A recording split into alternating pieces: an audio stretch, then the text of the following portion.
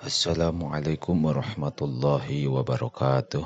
Bismillahirrahmanirrahim. Qala al-muallifu rahimahullahu ta'ala wa nafa'ana bi ulumihi fid dharaini amin ya Allah ya rabbal alamin. Idza ra'aitum di mana-mana ningali aranjeun kabeh al-hariqo kana kahuruan. Pakabbiru tah kudu takbir aranjeun kabeh. Fa inna takbiro karena sayaktosna takbir yutfi'uhu eta mareuman itu takbir kana harik.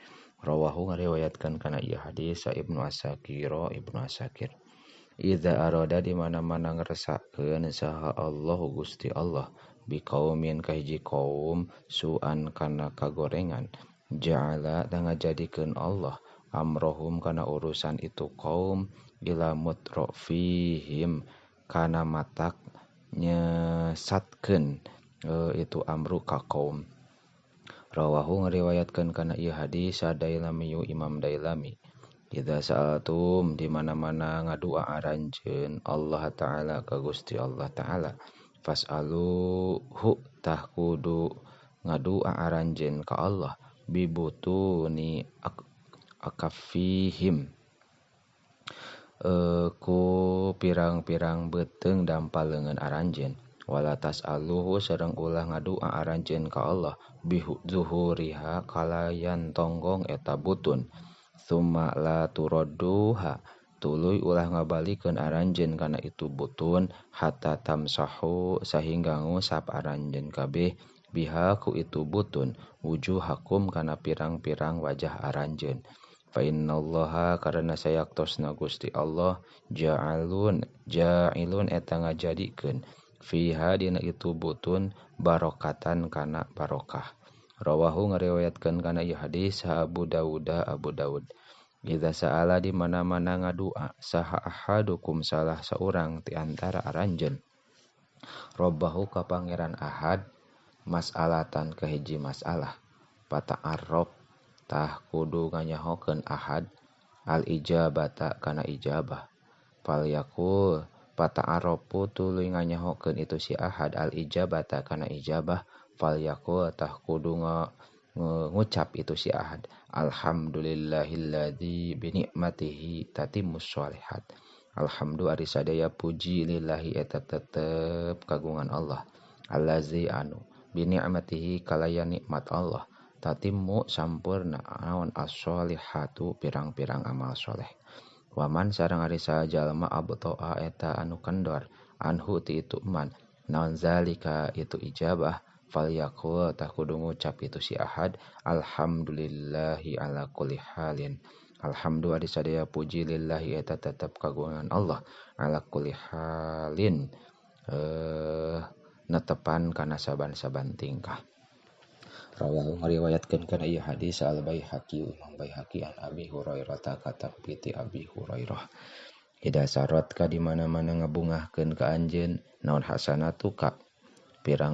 hasanatuka kahadean anjeun wasaat ka sareng ngagorengkeun ka anjeun naon sayyi'atuka kagorengan anjeun pa anta mangka ari anjeun teh mukminun eta anu mukmin atawa anu iman.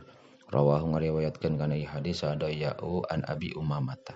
Ida samaitum di mana merengaran aranjeun kabeh al walada kahiji budak Muhammadan ku jenengan Muhammad pakrimuhu tah kudu ngamulyakeun aranjeun ka ieu walad wa usi'u sareng kudu ngalegakeun aranjeun lahu pikeun walad fil majlisi di tempat tiuk wala tuqabbihu sareng ulah ngagorengkeun aranjeun lahu ka ieu walad wajhan kana wajah. Rawahu ngariwayatkeun kana ieu hadis al-khatib anu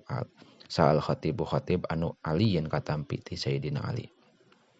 Ida syaribtum di mana-mana nginde akana cai pashrobuhu tah kudu nginum aranjeun kabeh kana alma masron barina dikenyot wala tashrobuhu sareng ulah nginum aranjeun kana ieu alma abban barina nyeguk diteguk atau pa inal abba karena saya tosna itu ditegukan teh yurithu eta ngawarith ieu ab al kubada kana penyakit nyeri hate. Rawahu ngariwayatkeun kana ieu hadis sa Dailami Imam Dailami. Idza shalla di mana-mana salat saha ahadukum salah seorang ti antara aranjeun Fal yusolli ta kudu salat ieu ahad salata mu, muwaddiin saperti salat jalma anu rek pisah. Salata man tegasna salatna jalma la yadunnu anu henteu nyangka itu si eman annahu kana sayaktosna itu si eman teh yarji'u eta bakal balik deui eman ilaiha kana salat abadan dina salawasna. Rawahu ngariwayatkeun kana ieu hadis Sadailamiyu Imam Dailami an Ummi Salamah katampi ti Ummi Salamah. Ida sholat di mana-mana sholat saha almar'atu hiji awewe khamsaha dina waktuna itu imro'ah wa shawamat sareng puasa ieu imro'ah syahroha dina sabulanana itu imro'ah wa hafidhat sareng ngaraksa ieu imro'ah parjaha kana parjina imro'ah wa ta'at sareng taat ieu imro'ah zaujaha kasalakina ieu imro'ah dakhalatah asup ieu imro'ah al jannata ka surga. Rawahu ngariwayatkeun kana ieu hadis Sa'al Bazaru Imam Bazar an Anasin katampi ti Anas. Ida doyiat di mana-mana di toler-toler naon al amanatu amanah pantazir tah kudu nungguan anjeun as-sa'ata kana kahancuran. Qala ngadauh para sahabat, kaifa kumaha idoatuha ari noler-nolerna amanah ya Rasulullah hai Rasulullah. Qala ngadauh Kangjeng Nabi, ida usnida di mana-mana dipasrahkeun naon al-amru hiji urusan ila ghairi ahlihi kalain ahlina itu amru pantazir tah kudu ngadago anjeun as-sa'ata kana kahancuran. Rawahu ngariwayatkeun kana ieu hadis Sa'al Bukhari Imam Bukhari wallahu a'lamu bissawab.